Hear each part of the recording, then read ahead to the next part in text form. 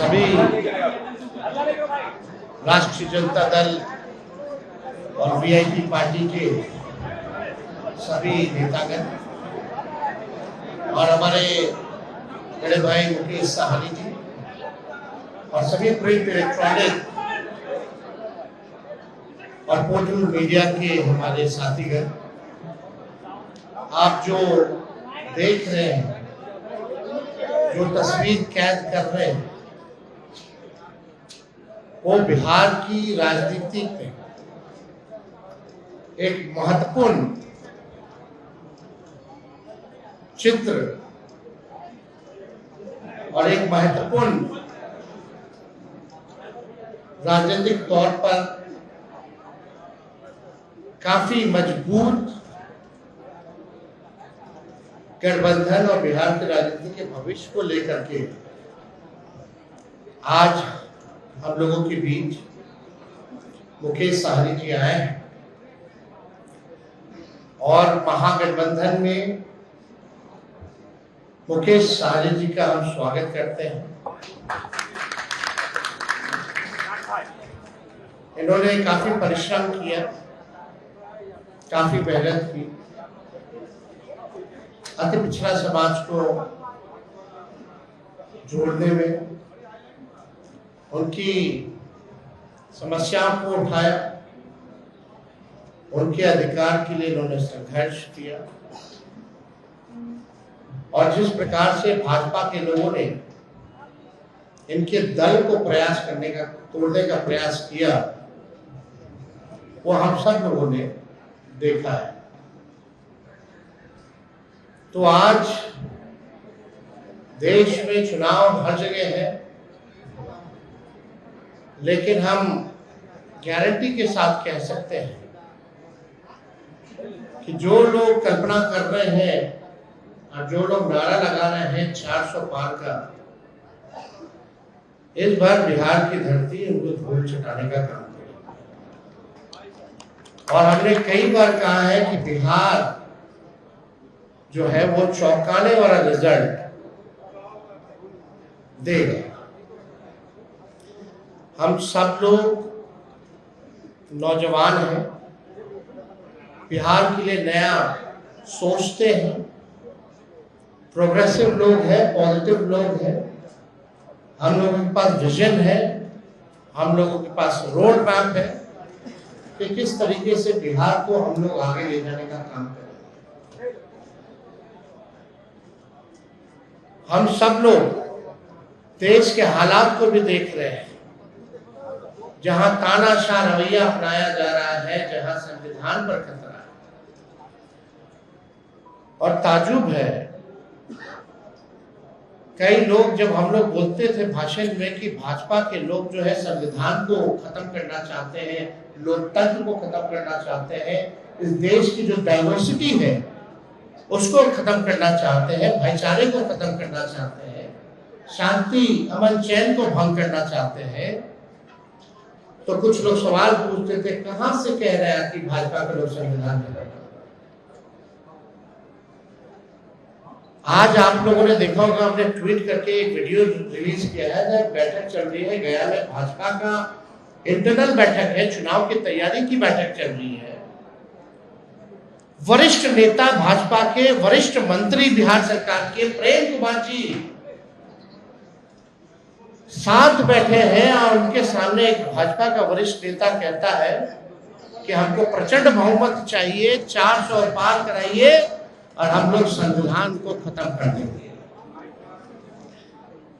हम लोग ये बताना चाहते हैं कि किसी माई के लाल में दम नहीं जो हमारे देश का संविधान को बदल सके, लोकतंत्र को छीन सके, और जो असली चेहरा जो बीजेपी का है वो सबके सामने वो उजागर हो चुका है। जो असली चेहरा जो है वो उजागर हो चुका है भाजपा का। यानी जो बात हम लोग कहते थे कि संविधान और लोकतंत्र पे खतरा है, आज भाजपा के लोग ही जो है भाषण कर रहे हैं, खुल करके बोल रहे हैं कि संविधान को खत्म करना है। ये बाबा साहब अम्बेडकर का लिखा संविधान जो देश को जोड़ने का काम करता है, जहां सामाजिक न्याय के साथ साथ सबका सम्मान है, सबका अधिकार दिया गया है। और जब संविधान खत्म हो जाएगा तो लोकतंत्र खत्म होगा, तो लोकतंत्र खत्म होगा तो वोटिंग खत्म हो जाएगी। जो आप वोट करना चाहते हैं, आज चुनते हैं सरकार को, इनका असली एजेंडा है कि उस हिसाब से खत्म होगा और एक तानाशाही पूरे देश में जो है वो लागू हो जाएगा। और कोई पहली बार भाजपा के नेता ने नहीं बोला, दक्षिण भारत में भी भाजपा के लोगों ने बोला, राजस्थान में भी भाजपा के नेता ने बोला, और लगातार ये बिहार में हो रहा है। जब लोग जागरूक हो गए, जब अधिकार के लिए लड़ने लगे, जब दलितों की पार्टियां बनने लगी, जब अति पिछड़ों का पार्टियां बनने लगा, पिछड़ों की पार्टियां बनने लग गई, तो बीजेपी को डर हो गया। उसलिए ये चाहते हैं कि संविधान को खत्म कर दिया। तो आज बेहद खुशी है कि मुकेश साहनी जी ने आज महागठबंधन जो है उसमें शामिल हुए हैं, और हम सब लोग, पूरा राष्ट्रीय जनता दल परिवार, सभी हमारे महागठबंधन के सभी साथी, इनका हम लोग स्वागत करते हैं। और आप लोग सब लोग जान रहे हैं कि आज शामिल हो रहे हैं ये, लेकिन इससे पहले महागठबंधन में हम लोगों ने सीटों का ऐलान कर दिया है। सीटें बता दी गई है, कौन सा सीट कांग्रेस के खाते में गया और कौन सी सीटें जो है लेफ्ट पार्टियों के खाते में गई, और कौन कौन लोग कितने कितने सीटों पर लड़ेगा। तो आज मुकेश साहनी जी ने एक महत्वपूर्ण निर्णय लिया है बिहार के हित के लिए, संविधान और लोकतंत्र आरक्षण को बचाने के लिए। तो हम लोग इनका स्वागत करते हैं, और साथ ही साथ हमारी भी जिम्मेवारी बनती है कि इनको साथ लेकर के हम चलने का काम करें और इनको भी सम्मान दें। तो उसी तर्ज पर, जैसा आप लोगों की जानकारी में है, जैसा महागठबंधन ने ऐलान किया था इसी जगह पे कि 26 सीटें जो है राष्ट्रीय जनता दल चुनाव लड़ेगी। तो हम राष्ट्रीय जनता दल अपने कोटे में से उस 26 सीटों में से हम 3 सीट जो है मुकेश साहनी जी को, हमारे पार्टी का निर्णय हुआ है, पार्टी का निर्णय हुआ कि 3 सीटें जो है वो मुकेश साहनी जी को दी जाए। राष्ट्रीय अध्यक्ष जी का भी निर्णय है, और वो 3 सीटें, पहला गोपालगंज है, दूसरा झंझारपुर है, और तीसरा जो है मोतिहारी सीट जो है। ये फैसला हुआ है कि ये 3 सीटों पर मुकेश साहनी जी की पार्टी चुनाव लड़े। भले ही अलग पार्टी हो, लेकिन हम सब लोग मिलकर के साथ चुनाव लड़ रहे हैं। यानी चाहे इनके सिंबल पे जो कैंडिडेट हो, हम भी वो लड़ाई है, चाहे लालटेन पे कोई लड़ रहा हो, ये इनकी लड़ाई है। और ये एक मजबूत गठबंधन आगे बिहार के भविष्य को देखते हुए केवल लोकसभा ही चुनाव नहीं, बल्कि आने वाला जो विधानसभा चुनाव होगा, क्योंकि समय तो ज्यादा नहीं रह गया है, और आप लोग सब लोग जान रहे हैं कि नीतीश जी का तो जब मन है कभी भी खड़ा ले, कभी भी हो सकता है। तो हमारा जो गठबंधन केवल लोकसभा के साथ साथ हमारा गठबंधन बिहार के विधानसभा के लिए भी है। और हम लोग मजबूती के साथ बिहार विधानसभा का भी चुनाव लड़ेंगे। और समय भी जो सम्मान की बात लगातार मुकेश सहनी जी करते रहे हैं, तो जिस प्रकार से राष्ट्रीय जनता दल ने, महागठबंधन ने इनका सम्मान दिया है लोकसभा के चुनाव में, विधानसभा के चुनाव में भी हम लोग इनको सम्मान देने का काम करेंगे। और ज़्यादा कुछ हम नहीं कहेंगे। अब हम चाहेंगे कि मुकेश सहनी जी जो है आप लोगों के समक्ष अपनी बातों को रखेंगे, और ये जब बात रख ले तो जो आप लोगों का सवाल होगा शांति पूर्वक आप लोग पूछ सकते हैं।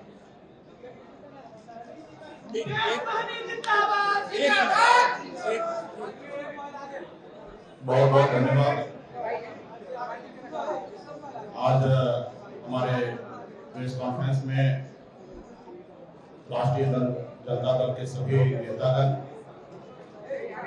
हमारे वीआईपी पार्टी के सभी वरिष्ठ नेतागण, नेता प्रतिपक्ष हमारे श्री तेजस्वी प्रसाद यादव जी और तमाम हमारे मीडिया के बंधु, आप सभी को बहुत बहुत धन्यवाद। आज हम लोग महागठबंधन, इंडिया गठबंधन के पार्ट हम लोग बने हैं और निर्णय यही है कि आगे लड़ाई लड़ना है।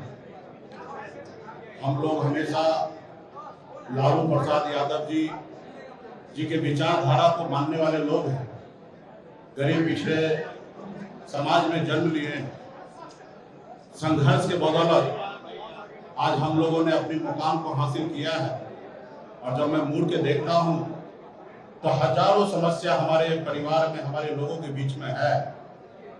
उस समस्या को दूर करने के लिए बॉम्बे के ऐशो आराम जिंदगी को छोड़कर मैं बिहार आया, अपने लोगों के लिए लड़ाई लड़ने लगा, आंदोलन किया। आंदोलन से हमने एक पॉलिटिकल पार्टी बनाया और आपने देखा कि किस तरीके से हमने संघर्ष करने वाले लोग, हम अपने सर उठा के जीने का हमने निर्णय लिया था। और आपने देखा कि भाजपा ने किस तरीके से हमारे विधायक को खरीद लिया, हमारी पार्टी को तोड़ दिया, हमारे सहयोग से बिहार में सरकार बनाई, उस सरकार से हमें बाहर कर दिया। और अब पिछले 2 सालों से संघर्ष में कर रहा हूं, गांव-गांव में घूमकर अपने लोगों को जागरूक कर रहा हूं कि अपने अधिकार के लिए लड़ाई लड़िए। हमारी लड़ाई है कि जब देश एक है, संविधान एक है, देश के प्रधानमंत्री एक है, तो हमारे साथ अन्याय क्यों? जब बंगाल में निषाद समाज के सभी उपजाति, चाहे बिद हो, बेलदार हो, नुनिया हो, मलाह हो, चाय हो, तियर हो, बनपर हो, गोरी हो, तमाम निषाद के सभी उपजाति को आरक्षण एससी का मिल रहा है। आप दिल्ली चले जाइए, वहां पे निषाद समाज के सभी उपजाति को आरक्षण मिल रहा है और बिहार या उत्तर प्रदेश, झारखंड में नहीं मिल रहा है। कई बार भारतीय जनता पार्टी के शीर्ष नेतृत्व ने कई बार उन्होंने वादा किया कि हमारे सरकार बनेगी, हमारे साथ दीजिए, हम आपको आरक्षण देंगे। और कई बार हम लोगों ने उनको मदद किया, लेकिन जब उनकी मजबूरी होता है तो हर तरह की बातें करते हैं। 40 के 40 लोकसभा सीट पर हम लोग काम करेंगे और 40 के 40 जीतने का हम लोग काम करेंगे, ताकि देश में जो आज खास करके मोदी जी ने हर साल में 2 करोड़ लोगों को रोजगार देने का जो निर्णय लिया था, आज कहीं ना कहीं 2 लाख भी नौकरी उन्होंने देने का काम नहीं किया। आज हमारे लोग पढ़ लिख कर घूम रहे हैं, उनको नौकरी नहीं मिल रहा है। और खास करके ये कौन लोग हैं? ये SC, ST, OBC के लोग, अति पिछड़ा समाज के लोग हैं। आज हमारे बच्चे बीमार पड़ते हैं तो उसके घर में परिवार के पास पैसा नहीं होता है तो उसको सही हॉस्पिटल में जाके इलाज कराए। आज हमारे लोग इलाज के अभाव में बच्चे को दम तोड़ते हुए देख लेता है और उसके बच्चे के लिए कुछ नहीं कर पाता है। आज यही सोच समझ को लेकर अपने समाज के हक अधिकार के लिए लड़ाई लड़ने के लिए बिहार हमारा आगे बढ़े, बिहार के लोग आगे बढ़े, और इसके लिए हम लोग आज गठबंधन में आए हैं। और निश्चित तौर पे 2000 अगला जो चुनाव होगा, चुनाव कब होगा ये तो नहीं पता, अगर समय से हुआ तो 2025 में होगा, लेकिन मुझे लगता है कि 2024 चुनाव खत्म होते हुए ही बिहार में सरकार में परिवर्तन होगा और हम लोग उसके लिए भी तैयार हैं और अगली सरकार हम लोग बनाएंगे। इसलिए साथियों, मजबूती से हम लोग हक अधिकार के लिए लड़ाई लड़ रहे हैं। इंडिया गठबंधन, महागठबंधन के परिवार को मैं धन्यवाद देता हूं कि आपने इससे पहले भी जब हमने पार्टी बनाया तब आपने तभी भी आपने हमें साथ दिया। उस समय में हमने 3 लोकसभा सीट पे चुनाव लड़ा और आज भी आपने हमें साथ दिया। अपने गठबंधन में आपने जगह दिया। 3 लोकसभा सीट पर वीआईपी पार्टी लड़ेंगे और 3 ही नहीं 40 सीट हम मानते हैं कि हम लोग मजबूती से लड़ेंगे। तो तमाम हमारे महागठबंधन, इंडिया गठबंधन के तमाम साथी को धन्यवाद देता हूं कि इस गठबंधन में हम लोग आए और आगे सामाजिक न्याय के लिए लड़ाई हम लोग लड़ते रहेंगे। एक सेकंड एक करके सबके सवाल लूंगा, एक एक करके बताइए। आप बताइए। आप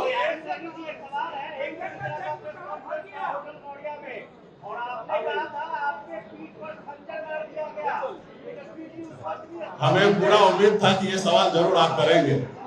देखिए, 2 भाई में आपस में नोकझोंक होता है और हम लोगों को उस समय में जो हुआ वो मेरे लिए भी अच्छा नहीं था, ना ही हमारे छोटे भाई तेजस्वी जी के लिए भी अच्छा था और उससे हमें भी नुकसान हुआ और महागठबंधन का भी नुकसान हुआ था। खैर, वो बात हो चुका है, बीत गया है।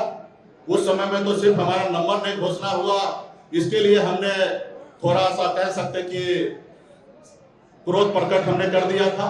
लेकिन आप कल्पना कीजिए, जिन्होंने हमारे सीने में खंजर भोंका, जिन्होंने हमारे विधायक को ले लिया, हमें सरकार से बाहर कर दिया, जो सरकार हमने बनाया था, अब जब जरूरी है कि उसको जवाब देने का, उनसे बदला लेने का। और आने वाला समय में जब 2 भाई है, घर है, परिवार है, तो छोटा मोटा नोकझोंक हुआ, उसको हम लोग अभी आने वाले समय में उसको दूर करेंगे। एक मिनट ऐसे कोई सवाल नहीं होगा ना। भूपेंद्र जी, भूपेंद्र जी निश्चित तौर पे एक साथ रहेंगे। हम वो नीतीश जी के जैसे नहीं कहेंगे कि मिट्टी में मिल जाएंगे और फिर कहीं नहीं जाएंगे। हम साथ हैं, हमेशा साथ रहेंगे और आगे वो समय आएगा, आप लोगों को जानकारी दे दिया जाएगा। पार्टी फोरम पे इस पे चर्चा होगा, कौन सा सीट पर किसको लड़ाना है, कौन पार्टी के पदाधिकारी लड़ेंगे। और हम लोग पिछड़ा समाज के लोग हैं, निश्चित तौर पे हम लोग चुनाव मैदान में हम 40 से 40 सीट जीतने के लिए आए हैं और मजबूती से हम लोग लड़ाई लड़ेंगे।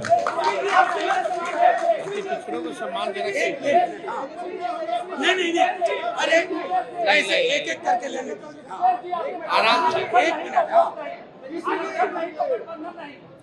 निश्चित तौर पे हम वही काम पे रहे। हमने पिछली बार भी आपने देखा होगा, हमने कहा 1 सीट लेकर जहर खा लेंगे लेकिन उस गठबंधन में नहीं जाएंगे। हमने निर्णय लिया था, आरक्षण नहीं तो गठबंधन नहीं, गठबंधन नहीं तो वोट नहीं। और वही निर्णय पर, क्योंकि आरक्षण तो केंद्र की सरकार को ही देना था, 10 साल से वही सरकार में है और निश्चित तौर पे हम अपने वादा पे कायम है। और हमारा समाज भी जो हाथ में गंदा जल लेके कसम खाया है कि आरक्षण नहीं तो गठबंधन नहीं, उसी पे हम लोग अड़िग रहेंगे और निश्चित तौर पे भाजपा को बिहार से 40 का 40 सीट हम लोग हराने का काम करेंगे। और निश्चित तौर पे जो हमारा आरक्षण की लड़ाई है, निश्चित तौर पे हम राहुल गांधी जी को नेतृत्व में देश में सरकार बनाएंगे, हम अपनी सरकार बनाएंगे और निश्चित तौर पे उसमें जब हमारी सरकार होगा तो निश्चित तौर पे निषाद समाज का आरक्षण लागू होगा। एक मिनट इधर, ये सारे सवाल एक तरफ से नहीं ना, इधर भी लेने, इधर लेने दीजिए। हाँ, इधर left side, SVG left side. Jamui आए हुए थे, उन्होंने कहा कि अब का जमाना नहीं है, एलईडी का जमाना आ गया है। एक बात उनको भी समझना चाहिए, लालटेन का काम क्या है? अंधेरे में उजाला करना है ना। और कई पार्टी के अलग अलग सिंबल हैं,